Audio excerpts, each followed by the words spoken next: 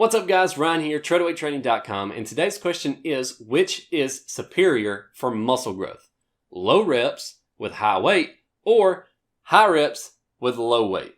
I'm going to tell you what the science says. I'm also going to give you a sample workout at the end of the video, so make sure to stick around until the end.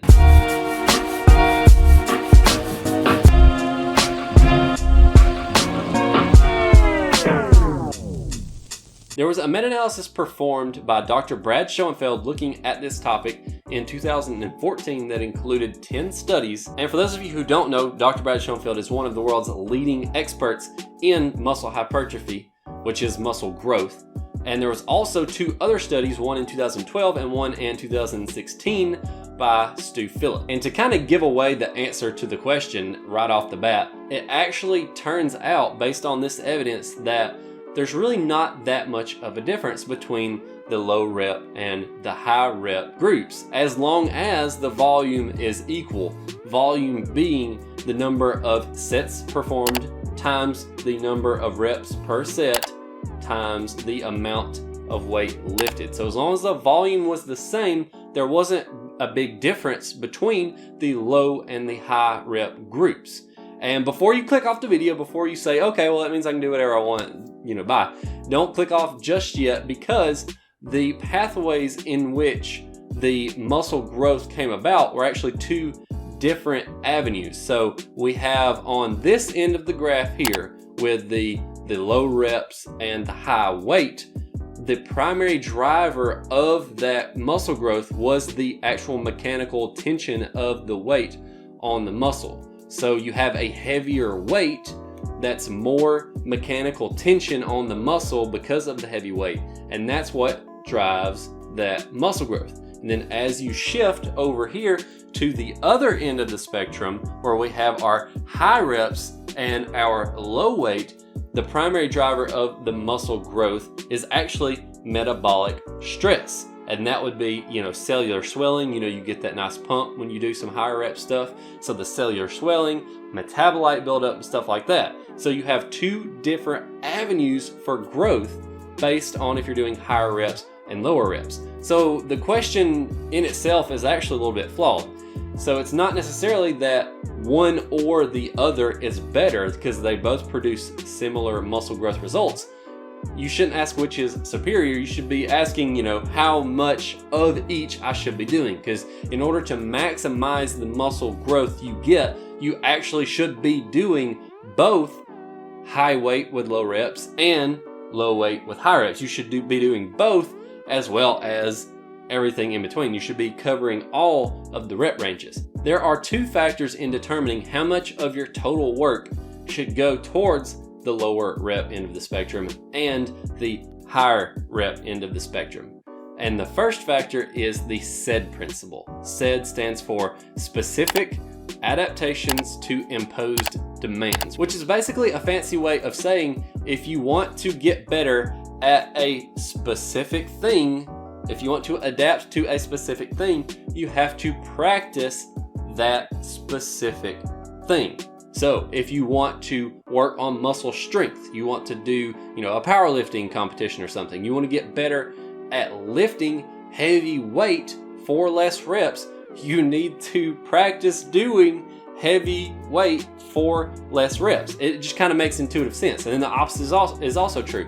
If you want to be better at muscular endurance, if you want to be able to lift a weight more times, like if you're wanting to see how many pull-ups you can do or something like that, then you need to practice doing more reps on that exercise. The second factor to consider is the time aspect.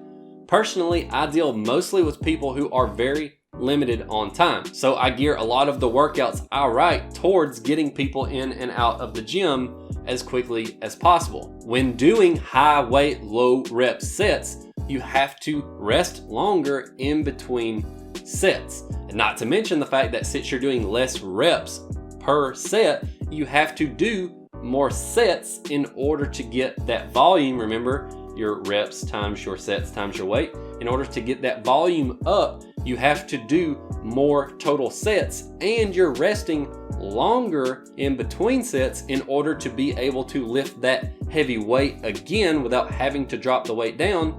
you're doing more sets and more rest in between sets. So the time can quickly rack up if this is the style of training that you're doing. Think about it this way. Let's say you're doing 100 reps, just as an off-the-wall number. Think about how much faster it would be to get to 100 reps doing 15 reps at a time versus 100 reps doing 6 reps at a time. Now keep in mind, I'm not going to go too far off on a tangent on this subject, but don't get the reps too high. Like, you don't want to do one set of 100 to get all 100 of those reps in, because the first, say, 50, 60, 70 reps aren't going to be that effective at building muscle, because if you go too light on the weight, the first however many reps before it starts actually getting hard, you're not actually producing any benefit there. So don't go just way off extreme on the high rep range.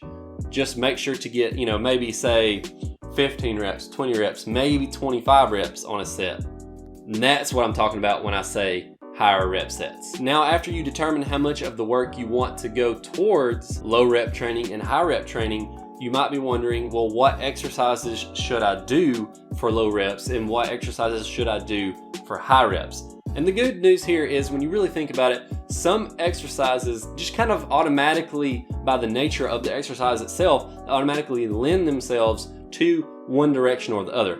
Let's look at the squat, for example. With the squat, you have several big muscle groups working at the same time to do one motion. So because of that, you're able to do a lot of weight, which means you can do fewer reps, because it lends itself more towards doing more weight for less reps. Now, you can do higher rep sets on a squat, but there's a certain point where, and you know what I'm talking about. If you've done high reps on squats, you know what I'm talking about. It is miserable. You do not want to do high reps on a squat. It just sucks. It just does. So just by the nature of the exercise itself, you're not going to be doing that many reps on a squat, because if you write a program out that has a lot of high rep squatting in it, then you're just not going to do the program. You're just going to do something else. You're going to skip that exercise or skip the gym or swap that exercise out with another one. You're just not going to do it. Then on the other end of the spectrum, we have our smaller isolation exercises, such as a bicep curl. So let's look at the difference here. We have this big compound movement with the squat, with all of these muscle groups working together to produce one motion. And then on the other end of the spectrum, we have the bicep. It's a small muscle. It's one muscle doing this motion.